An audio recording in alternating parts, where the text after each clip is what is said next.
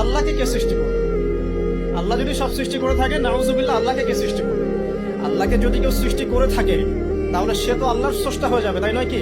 নাউজুবিল্লাহ। তাহলে এভাবে পিছনে যেতে যেতে তো একটা জায়গায় শেষ হতে হবে। একটা, আমরা যখন ফিলোসফি পড়েছিলাম একটা তত্ত্ব ছিল, তার নাম হচ্ছে কার্যকারণ তত্ত্ব।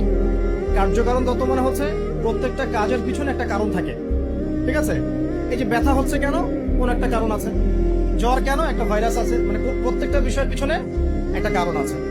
এই কারণ যদি আপনি সার্চ করতে যান, এটা কেন? এই কারণে। ওইটা কেন? এই কারণে। ওইটা কেন? ওই কারণে। এই করতে করতে করতে আপনাকে একটা জায়গায় গিয়ে থামতে হবে। আর সেই মহান সত্তার নাম কি? আল্লাহ। এটা আমরা বিশ্বাস করি। এখন আপনি যতই প্রশ্ন করেন এভাবে, আপনি কোনো কুল কিনারা পাবেন না। এই জন্য নবী সাল্লাল্লাহু আলাইহি ওয়াসাল্লাম বলেছেন, যখনই তোমাদের মধ্যে এই চিন্তা আসবে যে আল্লাহ পাক সবকিছু সৃষ্টি করেছেন, তাকে আবার কে সৃষ্টি করলো, তখন আউযু বিল্লাহি মিনাশ শাইতানির রাজিম পরে বাম দিকে 3 বার থুতু ফেলবে।